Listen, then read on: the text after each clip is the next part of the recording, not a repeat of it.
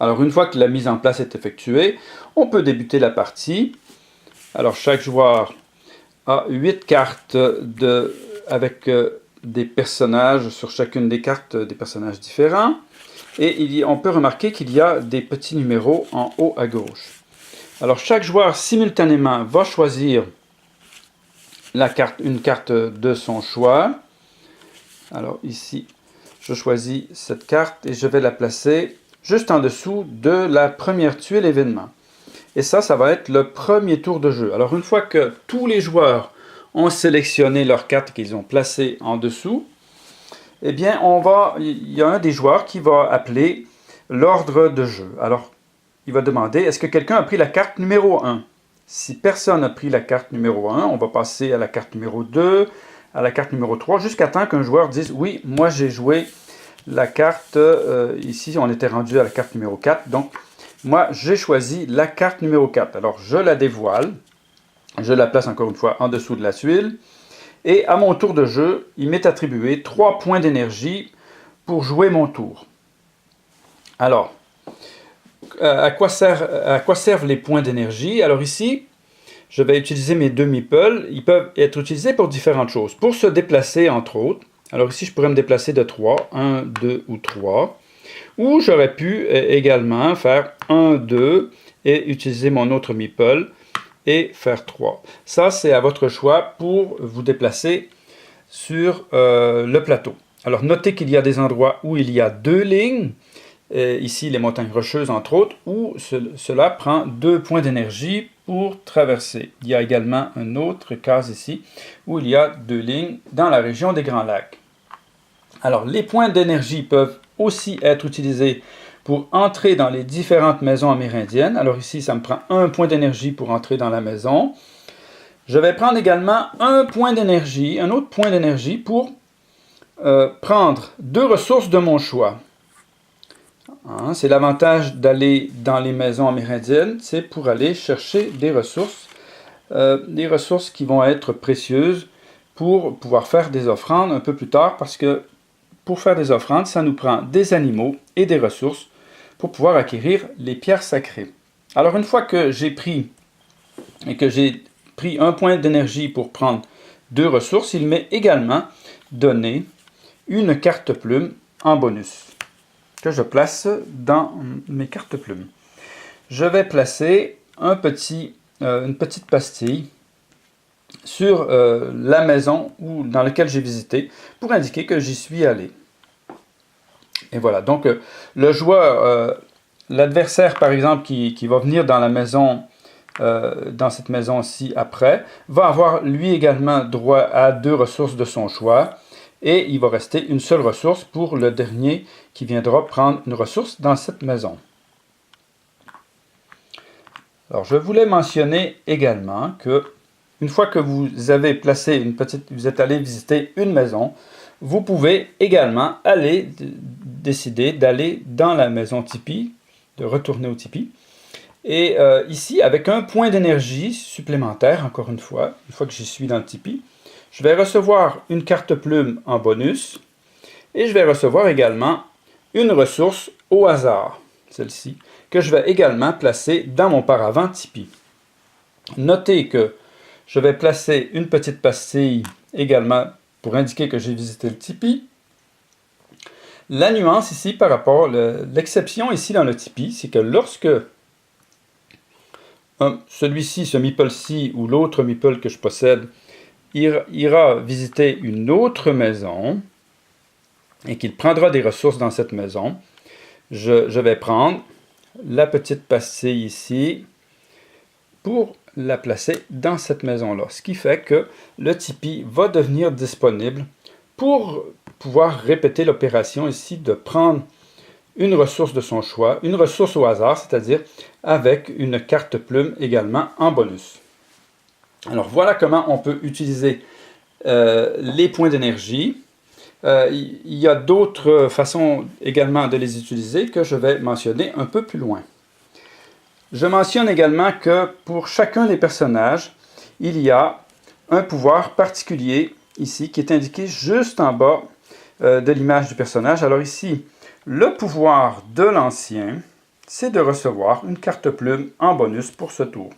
Alors, je vais prendre une carte plume, les cartes plumes que je parlerai un peu plus tard dans les vidéos. Alors, une fois que j'ai complété mes 3 points d'énergie et que j'ai utilisé mon pouvoir, que mon tour est pratiquement terminé, je prends la tuile qui est sur le dessus, je la tourne, et ici, je vais la placer, la tuile, à n'importe quel endroit sur le plateau. Alors, je choisis de la placer ici. Bien sûr, pour des raisons stratégiques, on va choisir où on veut bien placer nos tuiles, événements, de façon à nuire à nos adversaires. Alors voilà, mon tour est joué. Et je continue encore une fois le décompte. Par exemple, une fois que j'ai joué le numéro 4, on va demander au joueur qui a pris la carte numéro 5. Et si un joueur qui a pris la 5, eh bien, il va la jouer à son tour.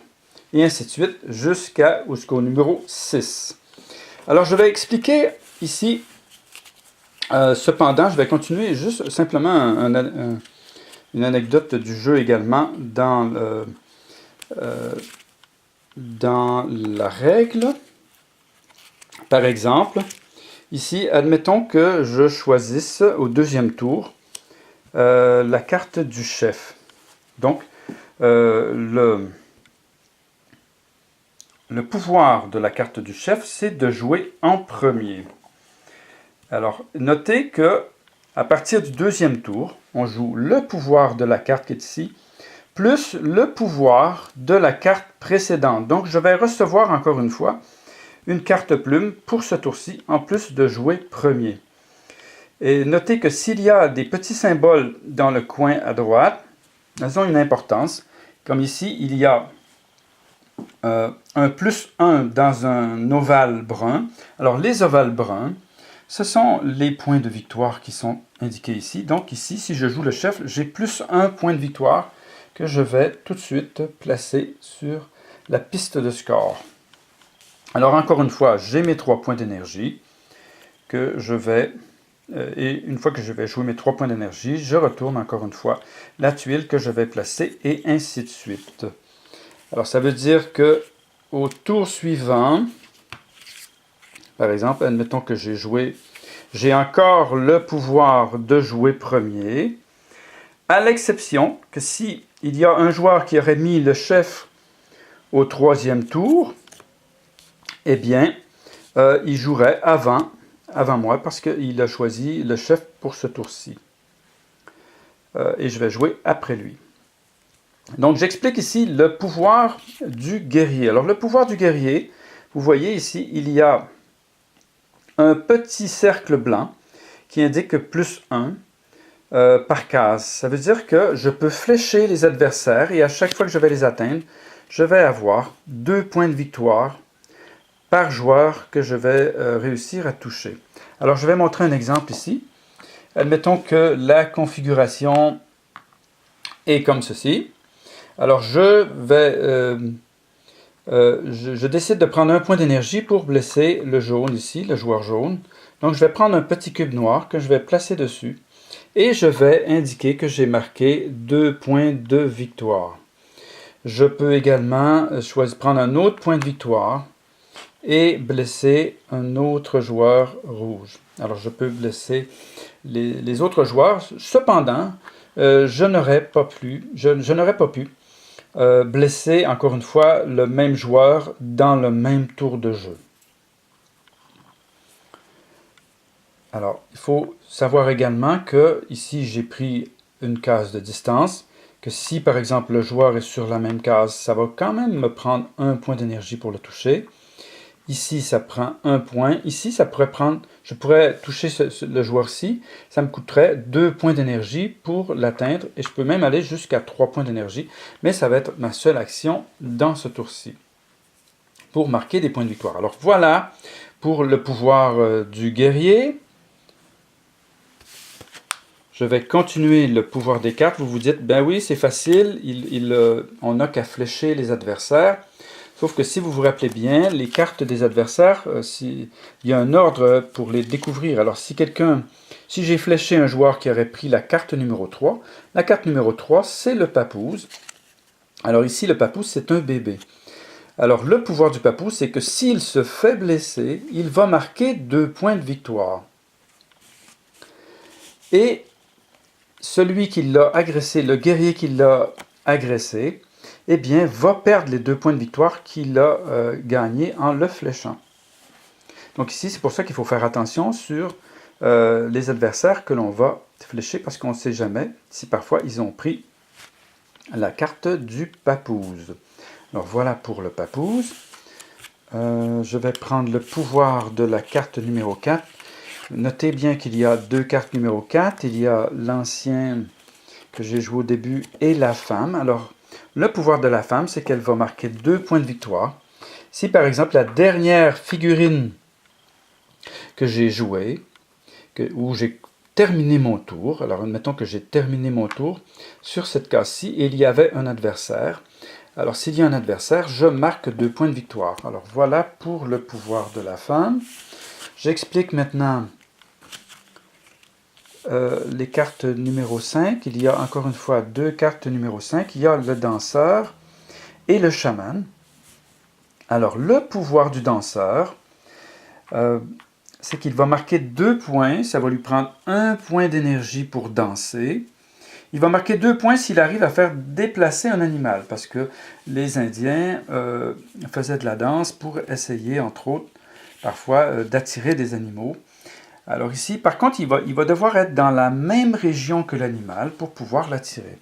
Alors admettons que la configuration est comme ceci. On a le lièvre ici qui est dans la forêt et que je suis placé ici. Je ne suis pas dans la même région, la même zone que lui.